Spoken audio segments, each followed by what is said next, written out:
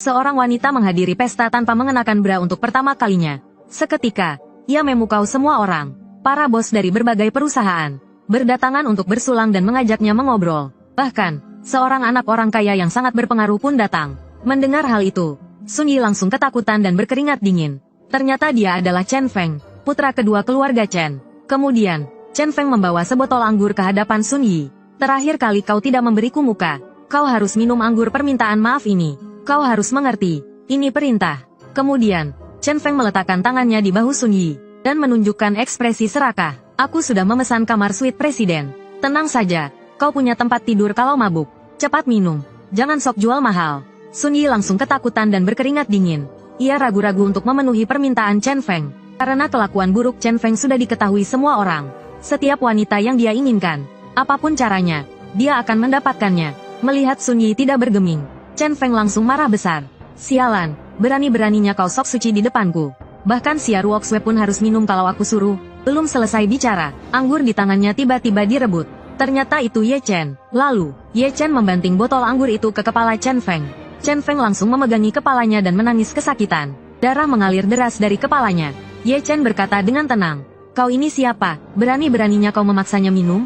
Melihat kejadian itu, semua orang tercengang. Karena keluarga Chen sangat berpengaruh dan memiliki seorang ahli bela diri kuno. Semua orang berpikir Ye Chen akan celaka. Sun Yi merasa bersalah pada Ye Chen. Lalu, Sun Yi menghampiri Chen Feng dan memohon, "Maaf Tuan Chen, malam ini aku akan minum berapapun banyaknya. Tapi jangan sakiti temanku." Detik berikutnya, Chen Feng tiba-tiba menyerang Sun Yi. "Malam ini bukan hanya kau yang dalam bahaya, tapi bocah ini pasti mati." Belum selesai bicara, Chen Feng tiba-tiba memegangi selangkangannya dan berlutut di lantai. Lalu, aura pembunuh Ye Chen memancar keluar. "Kau bilang tadi mau membunuh siapa?" Lalu, ia menjambak kepala Chen Feng dan membenturkannya ke lantai berulang kali. Saat Chen Feng masih bernapas, tiba-tiba sekelompok orang datang. "Hentikan, lepaskan dia." Ternyata itu Chen Zhenguo, kepala keluarga Chen, dan orang tua di sampingnya adalah ahli bela diri kuno yang melegenda.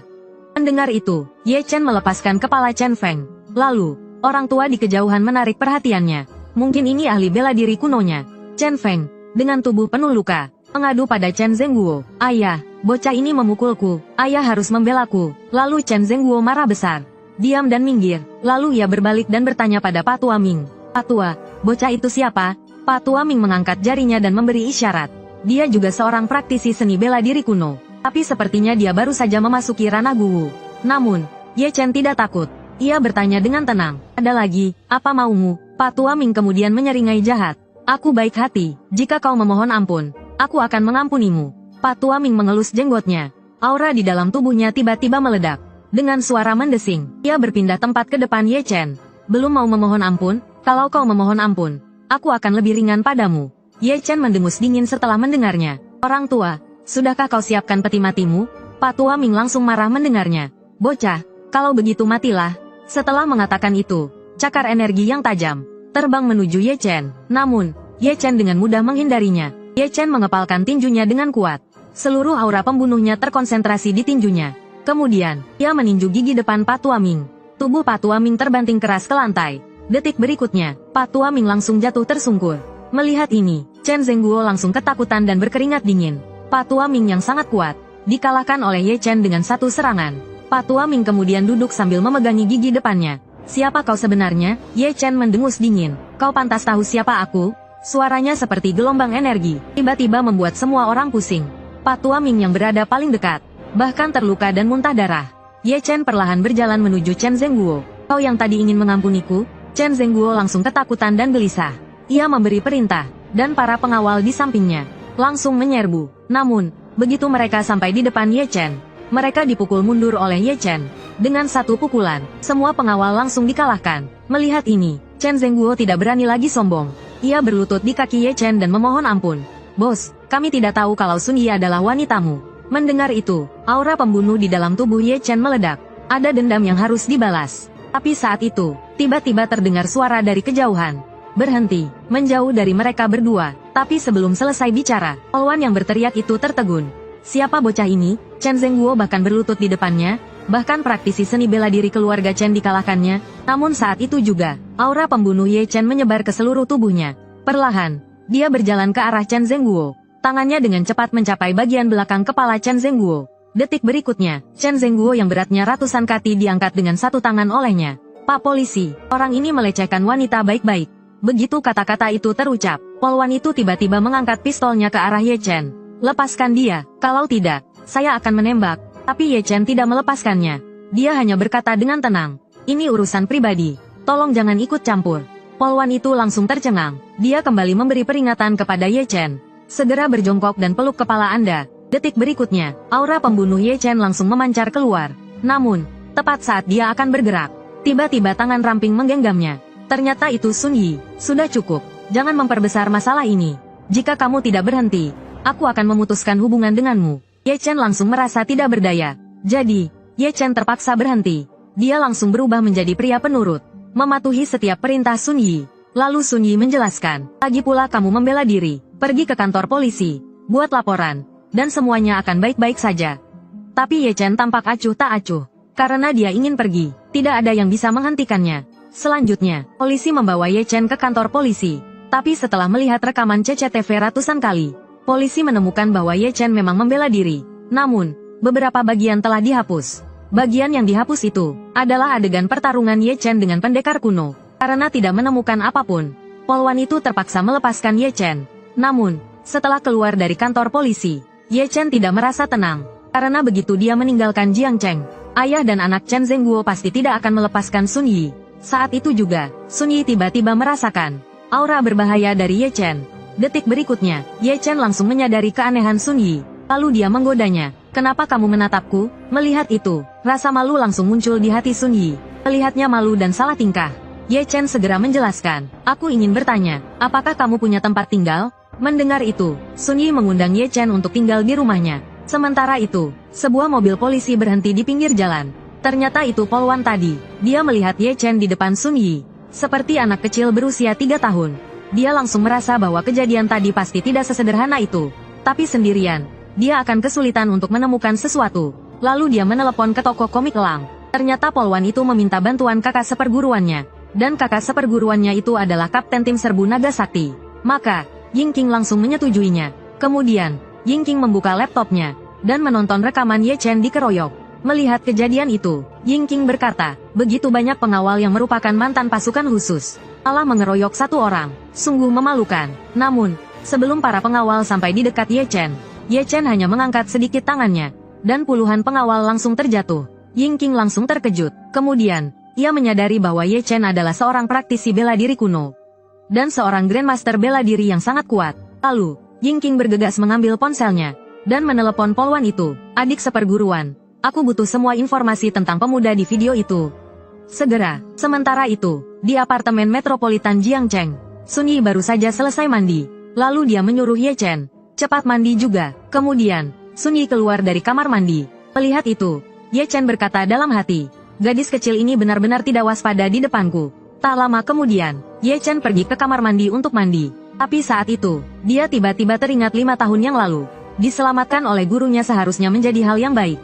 Tetapi ternyata itu adalah awal dari mimpi buruk. Ternyata, setelah menyelamatkannya hari itu, gurunya tiba-tiba melemparkannya ke dalam kandang untuk bertarung dengan harimau yang telah kelaparan selama 3 hari. Tapi akhirnya dia selamat. Selama pelatihannya, gurunya juga melemparkannya ke tempat-tempat berbahaya, dan dikejar beruang liar setiap hari. Dia bisa bertemu berbagai binatang buas di mana saja. Tapi setiap kali berada di ambang kematian, dia selalu berhasil bertahan hidup. Yang membuatnya bertahan hidup hingga saat ini adalah amarah dan kebencian yang tak berujung. Dia bersumpah akan menemukan setiap orang yang membunuh orang tuanya, dan membuat mereka membayarnya. Sementara itu, Sun Yi yang sedang memasak, tiba-tiba teringat pakaian dalamnya yang telah diganti, lupa dirapikan. Dia takut dilihat oleh Ye Chen, jadi dia bergegas ke kamar mandi. Namun, begitu dia membuka pintu, Ye Chen belum selesai mandi. Ye Chen langsung terlihat telanjang olehnya. Melihat itu, dia langsung lari keluar dengan malu. Lalu, brak, dia menutup pintu kamarnya. Kemudian, sambil memeluk selimutnya, dia berteriak, aku tidak melihat apa-apa. Melihat itu, Ye Chen merasa dia tidak akan keluar lagi malam ini. Namun, sedetik kemudian, aura jahat di dalam tubuhnya tiba-tiba mengelilinginya. Kebetulan sekali, aku juga ada urusan. Sementara itu, di villa keluarga Chen Zhengguo mondar-mandir di kamarnya. Chen Feng menjadi tidak sabar melihatnya.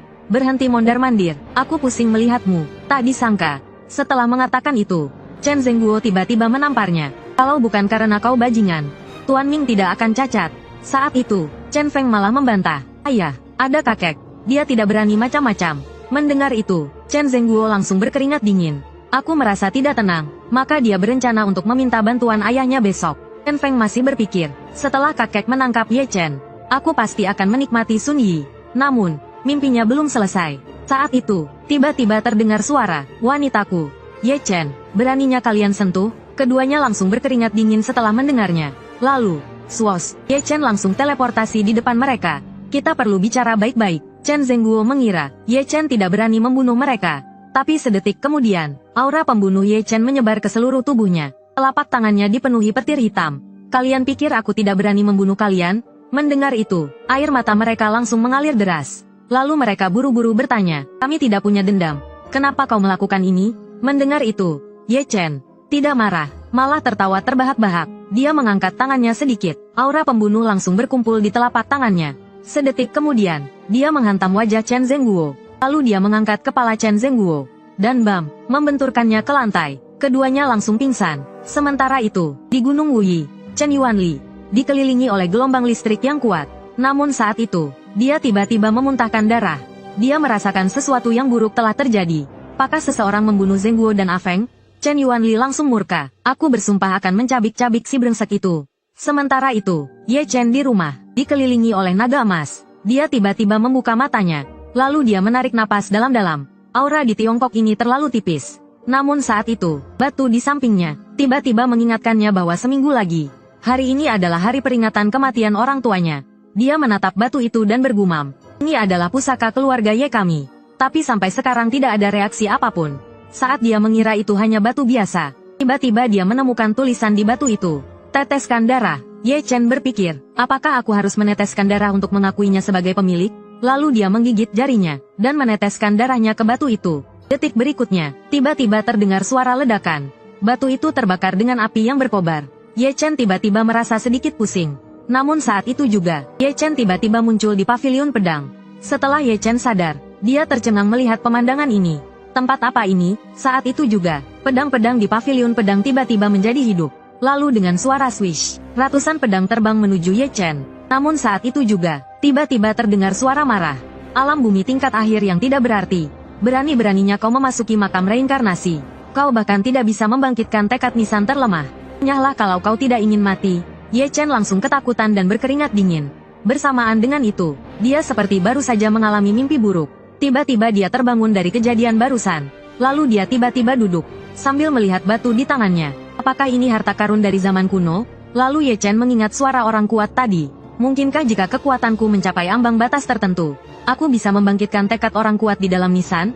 Dan di dalam makam reinkarnasi bahkan ada 100 orang kuat. Saat itu juga, tiba-tiba seseorang mengetuk pintu. Ternyata Sun Yi memanggil Ye Chen untuk sarapan.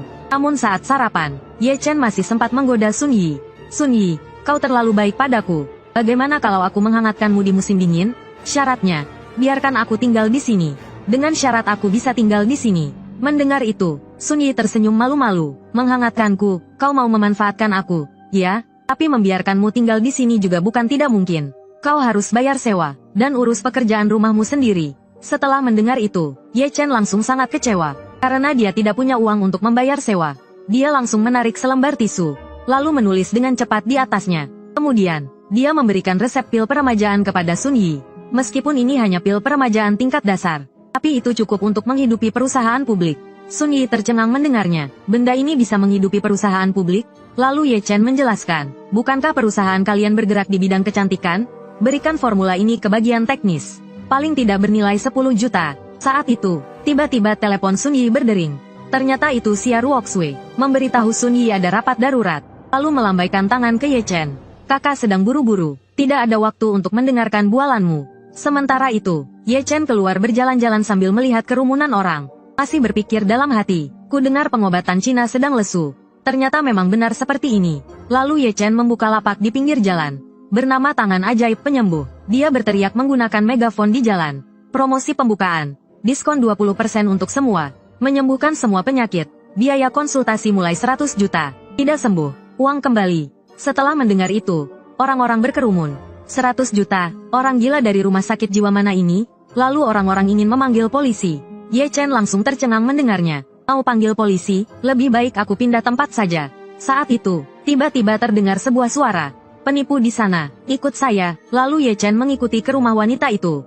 Melihat situasi ini, Ye Chen buru-buru menjamin, tenang saja, Nona, dengan saya di sini, penyakitnya pasti sembuh. Wanita itu buru-buru menjelaskan, kau salah paham, aku tidak memintamu untuk mengobatiku. Aku hanya tertarik dengan kemampuanmu berbohong tanpa ragu. Mendengar itu, Ye Chen lalu berkata dengan acuh, aku tidak punya waktu bermain denganmu, Nona.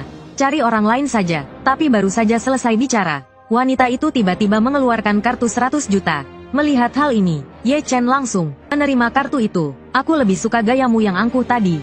Saat itu, mata wanita itu tiba-tiba berkaca-kaca. Ayahku benar-benar sakit, tapi dokter bilang dia tidak akan bertahan beberapa hari lagi. Ternyata ayahnya menderita kanker paru-paru stadium akhir. Lalu wanita itu membawa Ye Chen ke kamar. Terlihat aura Ye Chen, semua terpusat di matanya. Lalu pemandangan di kamar itu terungkap. Aura yin menyelimuti kamar. Pasien itu sudah diambang kematian.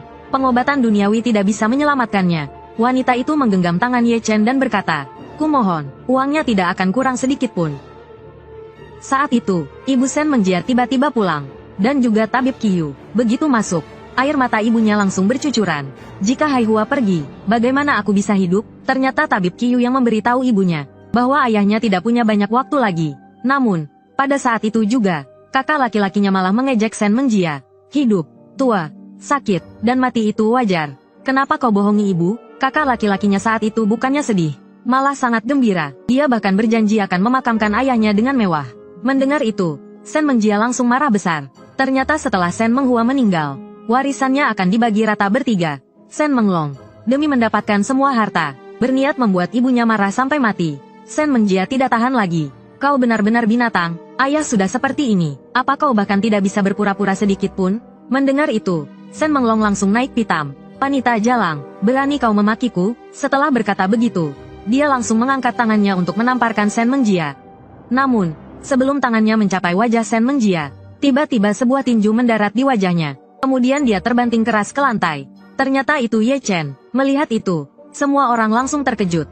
Kemudian tabib Qiu menunjuk Ye Chen dan berteriak, kau tahu tidak sebentar lagi, Tuan Muda akan menjadi kepala keluarga Sen. Tapi Ye Chen tidak menghiraukannya. Dia hanya mengangkat jarinya pelan. 10 juta, aku bisa mengobati pasien ini.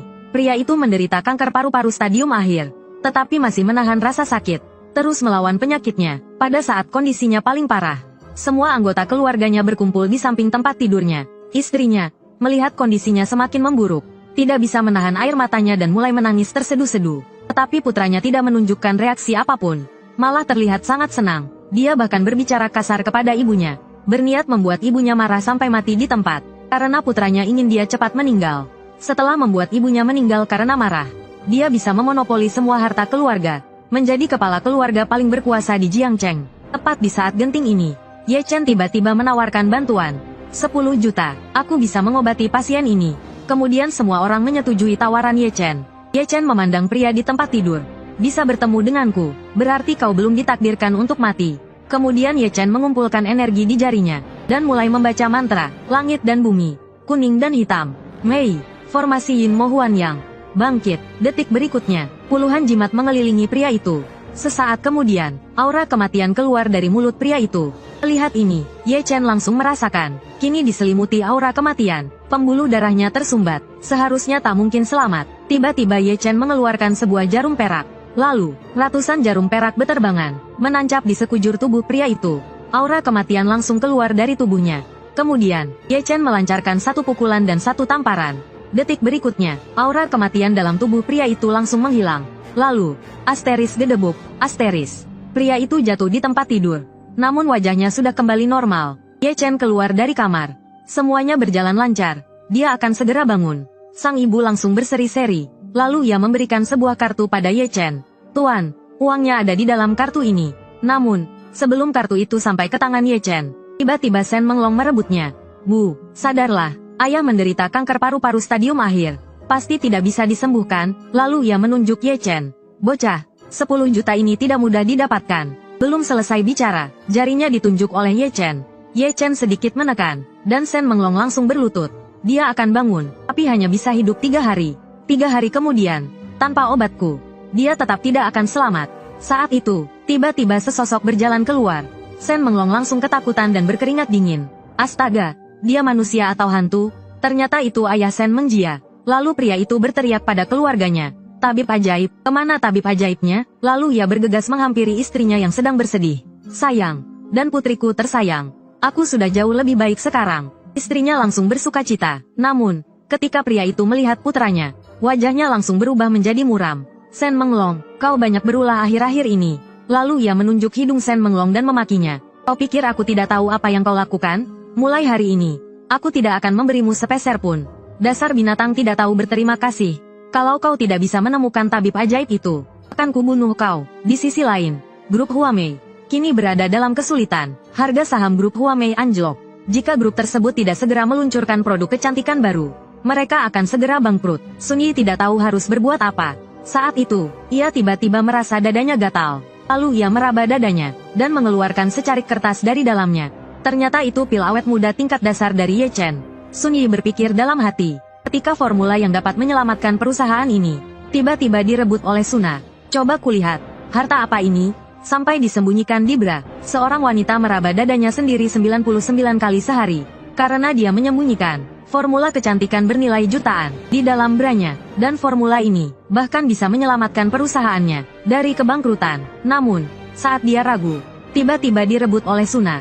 Coba kulihat, harta apa ini? Sampai disembunyikan di bra. Suna melirik kertas itu. Pil peremajaan dasar, apa-apaan ini? Melihat itu, Sun Yi segera ingin merebut kembali kertasnya. Tapi Suna tampak meremehkan. Kau sampai main sama orang lain demi benda ini? Sun Yi langsung merasa malu dan marah. Suna, jangan kira semua orang sepertimu. Suna kemudian terlihat kesal. Sampah seperti ini, lebih baik kubuang saja untukmu. Setelah mengatakan itu, dia hendak merobek formula tersebut. Dalam sekejap, kertas itu berubah menjadi bubuk. Melihat itu, Sun Yi langsung tidak bisa menahan diri. Jangan keterlaluan, mereka berdua pun berkelahi. Saat mereka sedang asyik berkelahi, tiba-tiba seseorang membuka pintu. Apa-apaan ini? Ternyata itu Xia Ruoxue. Melihat kejadian itu, Xia Ruoxue langsung murka. Sun Yi, Suna, kalian berdua terlihat sangat santai. Ya, mendengar itu, keduanya langsung ketakutan dan berkeringat dingin. Kemudian, mereka semua masuk ke ruang rapat. Perusahaan lain sudah memiliki produk baru yang canggih. Tapi kita masih jalan di tempat. Kepala Departemen Teknis terdiam. Xia Ruoxue kemudian menggebrak meja dengan keras. Sudah 3 tahun, kalian, Departemen R dan D, mau makan gaji buta sampai mati? Saat itu, Suna tiba-tiba memanas-manasi situasi. Manajer Sun punya formula pil peremajaan. Loh, Kepala Departemen R dan D terkejut. Karena formula pil peremajaan sudah lama hilang. Kemudian dia berkata kepada Xia Ruoxue, Presdir Xia, jika manajer Sun benar-benar memilikinya, maka perusahaan kita akan terselamatkan. Xia Ruoxue pun dengan semangat bertanya kepada Sun Yi. Sun Yi, apakah kau benar-benar memilikinya? Melihat itu, Sun Yi segera menjelaskan, ini cuma tulisan omong kosong orang lain. Namun, dalam keadaan darurat ini, Xia Ruoxue masih ingin mencobanya. Dia meminta Sun Yi untuk menunjukkan formulanya. Namun, formula itu sudah dirobek-robek oleh Suna. Sun Yi kemudian mengeluarkan potongan-potongan kertas itu. Sun Yi kemudian mengeluarkan sobekan kertas itu. Para eksekutif tampak tercengang. Siapa yang menulis formula berharga di atas tisu? Suna tampak licik. Saat itu juga, Kepala Departemen R dan D tiba-tiba berdiri dengan penuh semangat. Tunggu, formula ini asli. Kemudian, dengan marah, sang kepala membanting tangannya ke meja, membuat Xia Ruoxue ketakutan. Brengsek, Suna sialan, kau telah menghancurkan harapan kita. Jika formula ini tidak bisa dipulihkan, kau akan dituntut secara pidana. Suna langsung ketakutan dan berkeringat dingin. Ternyata, obat pertama yang diproduksi perusahaan mereka adalah tiruan dari formula ini. Melihat hal ini, Xia Ruoxue tampak gembira. Kita tidak boleh membuang waktu. Semua orang segera membantu memulihkan formula. Suna tampak tidak percaya. Tidak mungkin kebetulan seperti ini, kan? Sementara itu, Sun Yi pulang kerja. Ia mendapati Ye Chen tidak ada di rumah. Ia masih tidak percaya kalau formula itu asli. Kemudian ia teringat kekuatan Ye Chen, yang mampu melawan banyak orang sekaligus. Dan juga resep rahasia yang ditulisnya dengan mudah. Ia merasa Ye Chen benar-benar luar biasa. Saat ia sedang berpikir, tiba-tiba muncul sesosok di belakangnya. Ternyata itu Ye Chen. Ye Chen tiba-tiba mengangkat tangannya. Dan sedetik kemudian, dengan cepat menepuk kepala Sun Yi. Sun Yi langsung terkejut. Lalu Ye Chen bertanya, ada apa? Kau memanggilku? Sedetik kemudian, Sun Yi tampak seperti gadis kecil yang berbuat salah. Selanjutnya, Sun Yi menjelaskan alasannya. Formula yang kau berikan padaku disobek. Bisakah kau menuliskannya lagi untukku? Mendengar itu, Ye Chen berkata dengan tenang.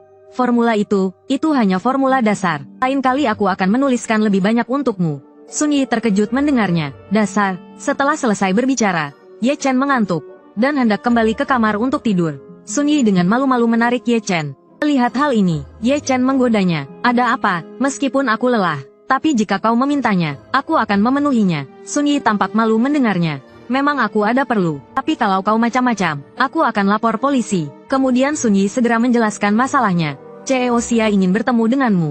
Mendengar itu, Ye Chen tampak jijik. Sudahlah, aku sibuk. Setelah berkata demikian, ia hendak pergi. Melihat itu, Sun Yi segera mengejarnya. Bukankah sebelumnya kau menyinggung banyak orang demi bertemu dengannya? Setelah Sun Yi memohon dengan sungguh-sungguh, Ye Chen akhirnya mengalah. Tapi Xia Ruoxue harus menemuinya sendiri. Apakah dia mau bertemu atau tidak? Sepenuhnya tergantung suasana hatinya. Begitu selesai bicara, Ye Chen tiba-tiba membanting pintu kamarnya. Seorang wanita kaya raya ingin menikahi pemuda miskin. Tetapi pemuda itu dengan tegas menolaknya. Alasannya, pemuda itu sebelumnya telah menyinggung banyak orang berpengaruh. Demi bertemu dengan wanita itu. Ternyata, perusahaan wanita itu sekarang berada di ambang kebangkrutan.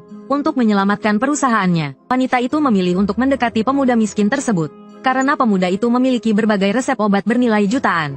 Jika pemuda itu setuju membantunya, perusahaannya dapat segera keluar dari krisis. Sementara itu, ponsel wanita itu berdering. Tolak, angkat. Ternyata Sun Yi. Tolak. Dari telepon, ia mengetahui bahwa Xia Qiangsui harus menemui Ye Chen sendiri jika ingin bertemu dengannya. Tetapi apakah Ye Chen mau bertemu dengannya? Tergantung pada suasana hati Ye Chen. Setelah menutup telepon, wanita itu tersenyum kecil. Menarik. Sebelumnya, kau rela membuat keributan di perusahaan demi bertemu denganku. Tapi sekarang kau bersikap seperti ini. Akan kulihat seperti apa dirimu sebenarnya. Adegan berganti. Ye Chen baru saja tiba di Rendetang. Rendetang adalah toko obat terbesar di Jiangcheng. Begitu Ye Chen masuk ke toko, ia langsung terkejut. Ia melihat lukisan kuno bernilai miliaran. Namun, sedetik kemudian, ia menganggapnya sebagai barang tiruan. Saat itu, tiba-tiba terdengar suara. Dari mana datangnya orang udik ini? Berani-beraninya bilang harta kami palsu. Lalu, seorang kakek di sebelahnya segera menyela. Zixuan, jangan kurang ajar. Ternyata, kakek itu adalah kakek dari gadis tersebut. Lalu, kakek itu bertanya pada Ye Chen. Anak muda, lukisan ini telah diperiksa keasliannya oleh beberapa kolektor. Kau bilang itu palsu. Apa alasannya? Ye Chen dengan tenang menjawab. Ini hanya menunjukkan bahwa kau dan para kolektor itu hanya makan gaji buta. Dan matamu cuma pajangan. Zhu Zixuan langsung marah besar. Kau, lalu, Ye Chen melambaikan tangannya padanya. Tapi lukisan tiruan ini memang dibuat dengan baik.